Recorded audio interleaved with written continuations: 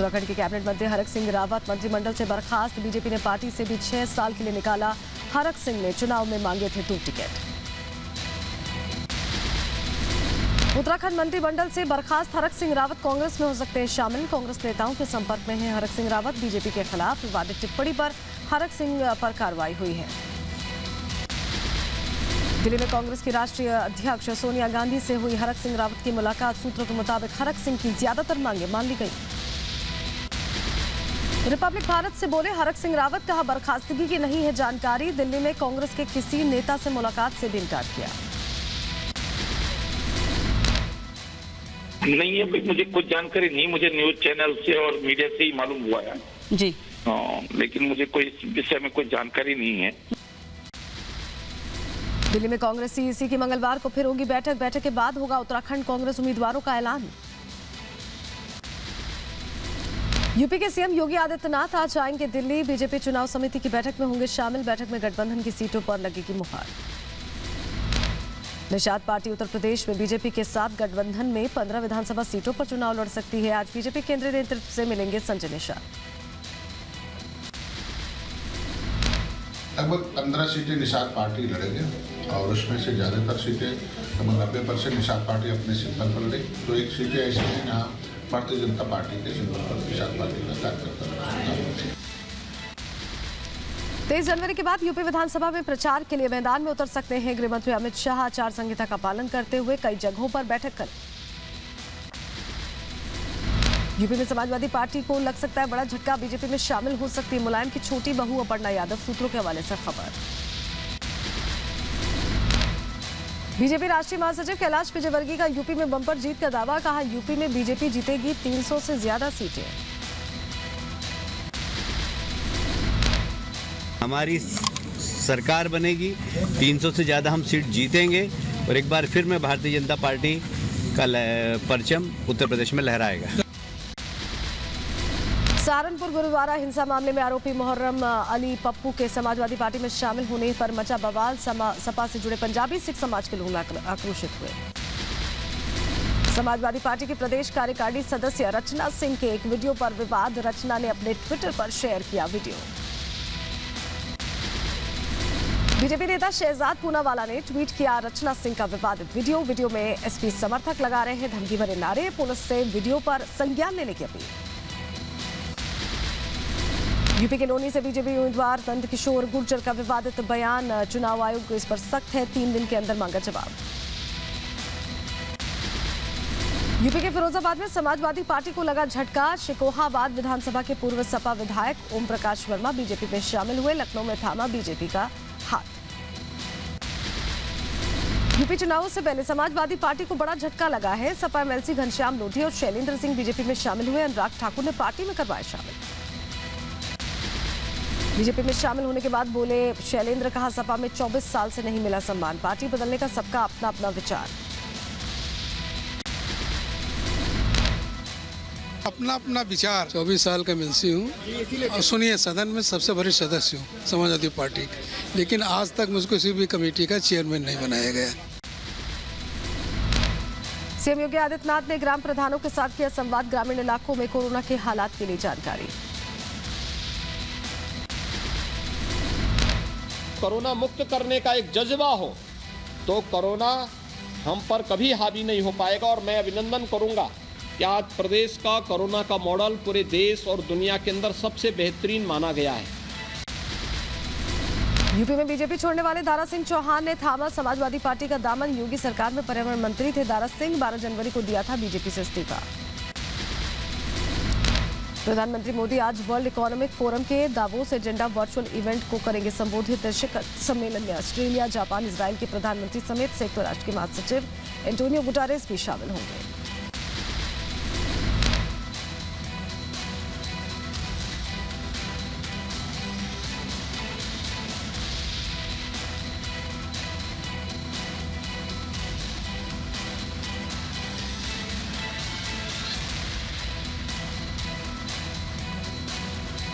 पाँच दिनों तक चलने वाले वर्ल्ड इकोनॉमिक फोरम में राज्य और सरकार प्रमुख सीईओ और कई नेता भी शामिल होंगे। दुनिया के सामने मौजूद महत्वपूर्ण चुनौतियों पर चर्चा करें।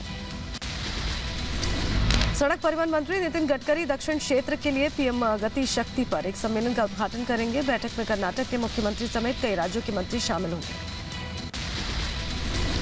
राष्ट्रीय बाल अधिकार संरक्षण आयोग का यूपी सरकार को निर्देश। दारुल उलूम देवबंद की ओर से जारी हो रहे गैर कानूनी फतवों की हो जांच, यूपी सरकार करे कार्रवाई। गणतंत्र दिवस परेड के रिहर्सल से पहले दिल्ली पुलिस ने जारी की ट्रैफिक एडवाइजरी। आज से 21 जनवरी तक सुबह 9 बजे से दोपहर 12 बजे तक कई मार्गों पर यातायात प्रभावित रहेगा। बीजेपी अध्यक्ष जेपी नड्डा के घर के बाहर प्रदर्शन। मेरठ शहर के प्रत्याशी सुनील भराला ने समर्थक के साथ किया प्रदर्शन। टिकट नहीं मिलने से नाराज है। कानपुर के पूर्व कमिश्नर असीम अरुण ने नौकरी से वीआरएस लेकर ज्वाइन की। बीजेपी कहा पीएम मोदी की व्यापक सोच से प्रेरित होकर राजनीति में आए। और ये सफर भी 25 से 30 साल का होगा, उतार चढ़ाव से भरा होगा, लेकिन उसको मैं अच्छे से करना चाहूंगा और आनंद भी लेना चाहूंगा। लखनऊ में यूपी बीजेपी अध्यक्ष स्वतंत्र देव सिंह ने असीम अरुण को पार्टी की सदस्यता दिलाई। स्वतंत्र देव सिंह ने कहा कि इससे पार्टी को और मजबूती मिलेगी।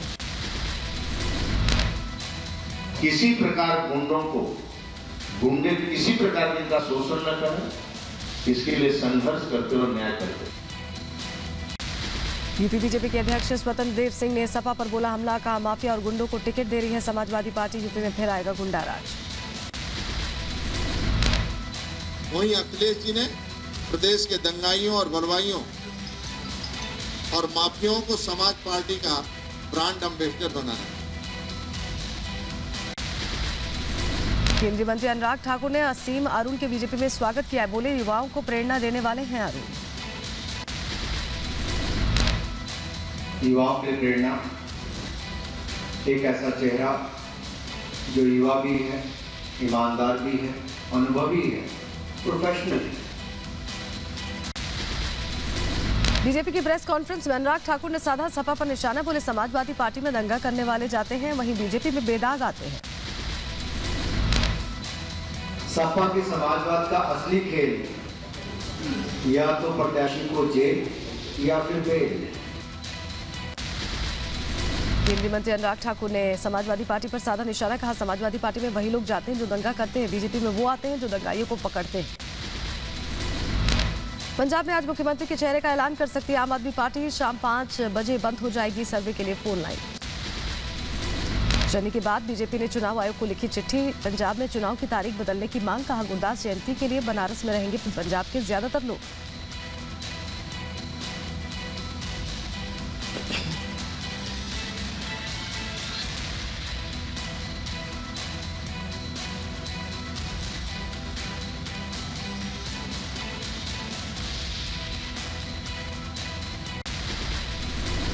पंजाब के पूर्व मंत्री मोहिंदर केपी पार्टी से नाराज। आज बुलाई समर्थकों की बैठक। जालंधर के आदमपुर से हैं विधायक। पंजाब से सीएम चरणजीत सिंह चन्नी के भाई के बगावती तेवर। विधानसभा चुनावों में टिकट नहीं मिलने से नाराज है मनोहर सिंह। चन्नी के भाई मनोहर सिंह बस्सी पठाना से लड़ सकते हैं निर्दलीय चुनाव। कांग्रेस से टिकट नहीं मिलने पर निर्दलीय चुनाव लड़ने की धमकी। बस्सी पठाना से टिकट चाहते थे मनोहर। पंजाब में कांग्रेस विधायक सिद्धू मूसेवाला की चुनाव आयोग से शिकायत। सिद्धू पर आर्मी के कपड़े पहनकर चुनाव प्रचार करने का आरोप। मानसा विधानसभा क्षेत्र में कर रहे थे चुनाव प्रचार।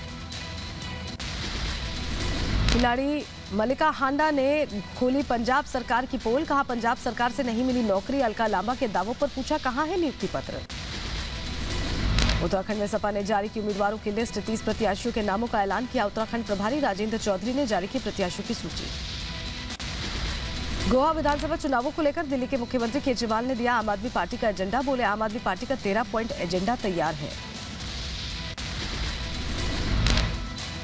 13 पॉइंट एजेंडा मैं आज गोवा के लोगों के सामने रख रहा हूं, जिसे हमने पिछले 1-1.5 साल में पूरा एजेंडा तैयार किया है।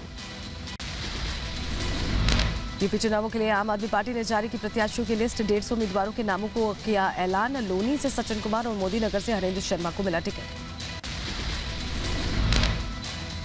गाजियाबाद की लोनी सीट सचिन कुमार शर्मा, गाजियाबाद की मोदी नगर सीट हरेंद्र शर्मा, गाजियाबाद की मुरादनगर सीट महेश त्यागी। आम आदमी पार्टी की सूची में पीएचडी पास 8 उम्मीदवार, 7 प्रत्याशी इंजीनियर, 8 बीएड, 39 उम्मीदवार ग्रेजुएट और 6 उम्मीदवारों ने डिप्लोमा किया। आम आदमी पार्टी ने चुनाव राज्यों में मुख्यमंत्री के चेहरे पर किया सर्वे। 72 घंटे में 15 लाख लोगों ने अपनी राय दी है। 5.5 लाख लोगों ने भेजा व्हाट्सएप मैसेज। नोएडा में कांग्रेस प्रत्याशी के प्रचार के दौरान कोविड प्रोटोकॉल का पालन नहीं करना पड़ा भारी। छत्तीसगढ़ के सीएम भूपेश बघेल के खिलाफ एफआईआर दर्ज।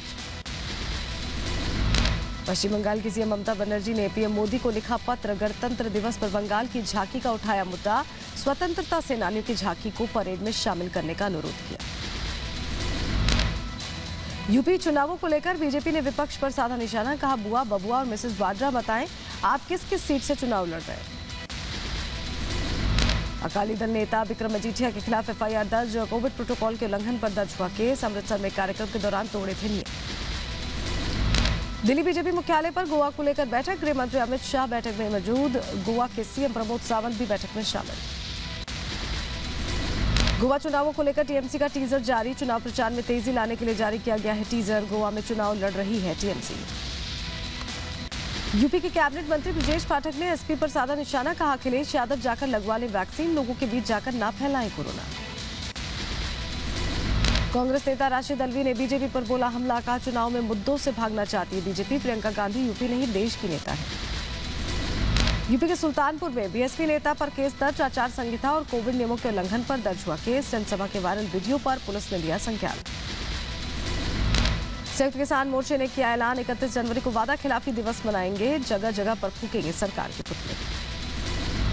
सरकार से नाराज संयुक्त किसान मोर्चा। कहा, सरकार ने आज तक एमएसपी पर कोई कमेटी नहीं बनाई, ना मुकदमे वापस लिए, ना मुआवजा दिया अभी तक।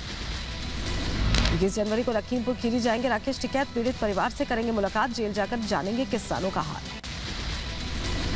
उत्तराखंड के हरिद्वार में यति नरसिम्हानंद को भेजा गया जेल। हरिद्वार कोर्ट ने यति नरसिम्हानंद को 14 दिनों की न्यायिक हिरासत में भेज दिया है। धर्म संसद में अभद्र भाषा इस्तेमाल करने पर गिरफ्तारी।